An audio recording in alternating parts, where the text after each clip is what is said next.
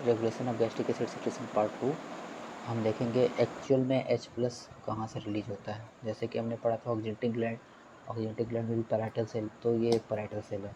अब इससे भी कैसे रिलीज होता है वो हम देखेंगे, ठीक है। तो मेनली जो सीक्रेट होता है H प्लस वो इस प्रोटॉन पंप जिसको बोलते हैं H प्लस के plus ATPH pump, ATP use करता है ये, ठीक है। वो आता कहाँ से, H प्लस SCO3 माइनस, और वो कैसे H2CO2 H2CO3 H2 plus CO2 के कॉम्बिनेशन से। रिएक्शन कौन कैटालाइज करता है, कार्बोनिक एनहाइड्रेट, ठीक। ये हो गया, ये पता चल गया H प्लस आता कहाँ से, कौन सा पंप काम करता है। अब इस पंप को एक्टिवेट कराने के लिए तीन फिजिकल सीक्रेट होगा जिसे हम बोलते हैं हिस्टामिन, ACH और गैस्ट्रिन। अब ये जो तीनों मैंने नाम लिए, ये अपने अपने रिसेप्टर के थ्रू इस पंप को एक्टिवेट करवाएंगे। कैसे, जो गैस्ट्रिन होगा वो CCK2 रिसेप्टर पर काम करके इसको एक्टिवेट करेगा, हिस्टामिन H2 रिसेप्टर पे और ACH M3 रिसेप्टर पे, ठीक।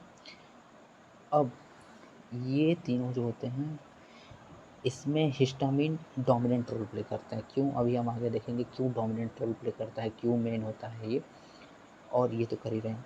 उसमें भी हिस्टामिन जो होता है ये मेनली CAMP जनरेट करवा के एक्टिवेट करवाता है, और ये दोनों जो हैं गैस्ट्रिन और ACH, इन दोनों रिसेप्टर काम करके फॉस्फोलाइपेज 3 IP3 DAG पाथवे के थ्रू एक्टिवेट करवाते हैं, ठीक। इतना हिस्सा हमें पता चल गया, ठीक, कहाँ से आता है, कैसे एक्टिवेट होता है, कौन काम करता है। अब देखेंगे कि गैस्ट्रिन, हिस्टामिन, ACH ये कहाँ से आते हैं, ठीक। तो जैसे आपने फूड खाया, एक तो ब्रेन को सिग्नल जाता है, दूसरा जो फूड के अंदर मेनली पेप्टाइड जो होते हैं, मेनली पेप्टाइड ये जी सेल को स्टिमुलेट करते हैं कि तुम भैया गैस्ट्रिन रिलीज करो।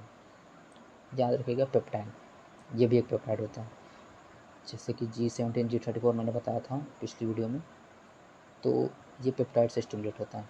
और ये ब्रेन वेगस नर्व के थ्रू जो लोकल नर्वस सिस्टम होता है स्टमक का, एंटेरिक नर्वस सिस्टम का गैंग्लियन सेल, उसको स्टिमुलेट करेगा। निकोटिनिक और मस्करेनिक में M1 रिसेप्टर, ये M1 है, ठीक। ये क्या रिलीज करवाएगा, ये गैस्ट्रिन रिलीजिंग पेप्टाइड, ठीक, इससे स्टिमुलेट और इससे स्टिमुलेट होकर गैस्ट्रिन रिलीज होकर काम करेगा। और दूसरा ACH भी स्टिमुलेट करेगा गैस्ट्रिन को, और हिस्टामिनोसाइट्स ECL सेल को काटता है। तो पहले ये वाला देखते हैं, ठीक। इसको स्टिमुलेट किया, ये यहाँ से गैस्ट्रिन किससे स्टिमुलेट हुआ, GRP से और फूड के पेप्टाइड वाले पार्ट से, ठीक, ये काम किया। और गैस्ट्रिन खुद किससे स्टिमुलेट करेगा, ECL सेल के CCK2 रिसेप्टर को, और ECL सेल और स्टिमुलेट हो रहा है ACH से M3 रिसेप्टर के थ्रू। तो ये क्या रिलीज करवाते हैं, हिस्टामिन। इसीलिए बोला जाता है कि हिस्टामिन क्या है, डोमिनेंट रोल प्ले करता है। क्यों कि हिस्टामिन एक तो गैस्ट्रिन से भी स्टिमुलेट हो रहा है और ACH से भी। तो गैस्ट्रिन और ACH एक तो यहाँ काम कर रहे हैं, यहाँ काम कर रहे हैं, लेकिन ज़्यादा कहाँ काम कर रहे हैं, इसको हिस्टामिन को रिलीज करवाने में। इसीलिए हिस्टामिन डोमिनेंट या फिर मेन रोल प्ले करता है, ठीक है। तो फिर हिस्टामिन रिलीज होकर H2 रिसेप्टर के थ्रू इसको पंप को एक्टिवेट करवाएगा, इतना पता चल गया। और ACH फिर ये रिलीज हुआ, ये डायरेक्टली जाके M3 रिसेप्टर पे काम करके वही पाथवे से स्टिमुलेट करवाता है, ठीक, ये हो गया। और बेसिलेटर साइड पे कुछ और पंप होता है, जैसे sodium potassium pump, ATP use करेगा। ये पंप नहीं है, ये SCO3 क्लोराइड एक्सचेंजर है, ठीक। क्योंकि SCO3 भी कुछ एक्सटेंट तक ये रिलीज करवाता है ताकि म्यूकोजा डैमेज ना हो। म्यूकोस तो सिक्रेट होता है पर ये भी SCO3 रिलीज करवाता रहता है। ये हो गया नॉर्मल।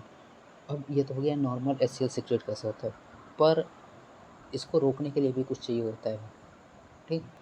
तो रोकने के लिए क्यों, क्योंकि HCl सिक्रेट होता रहेगा तो म्यूकोजा डैमेज हो जाएगी, ठीक। कितना है SCO3 और म्यूकस प्रोटेक्ट करेगा कंटिन्यू।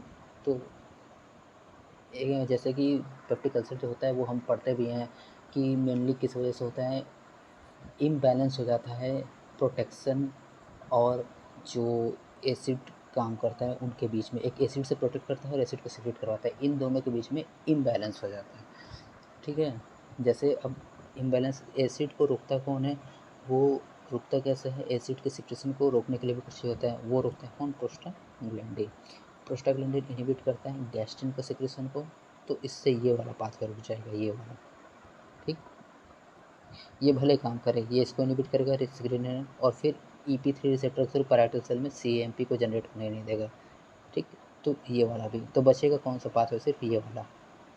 ये भी रुक गया, इसे भी रुक गया, तो मैक्सिमम एक्सटेंट तक ये रोक के रख देता है।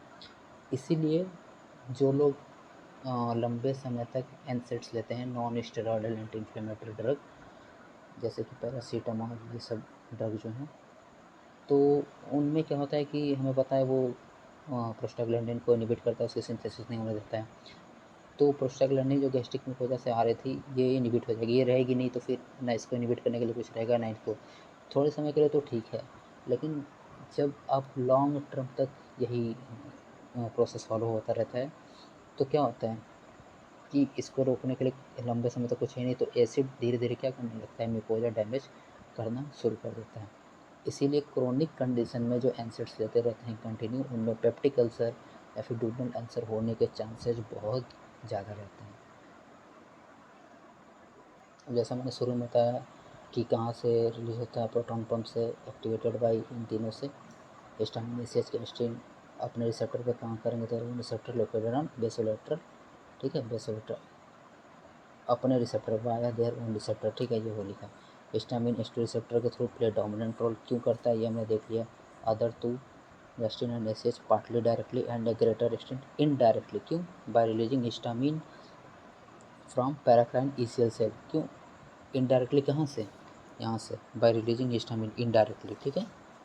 फिर एच2 रिसेप्टर पे जब काम करेगा हिस्टामिन, तो सीएमपी कैल्शियम प्रेजेंस में प्रोटॉन पंप को एक्टिवेट करवाएगा यहाँ, और फिर ये जो है फॉस्फोलाइपेस रिएक्ट डीएच पास। तो ये एक नॉर्मल मैकेनिज्म था कि कैसे एसिड सिक्रीट होता है हमारे स्टमक के अंदर पैराइटल सेल के थ्रू, जो कि ऑक्जेंटिक ग्लैंड में प्रेजेंट रहती है, और इसे एपिकल कैनालिकुलाई बोलते हैं। ये बेसोलेटरल साइड है, ठीक।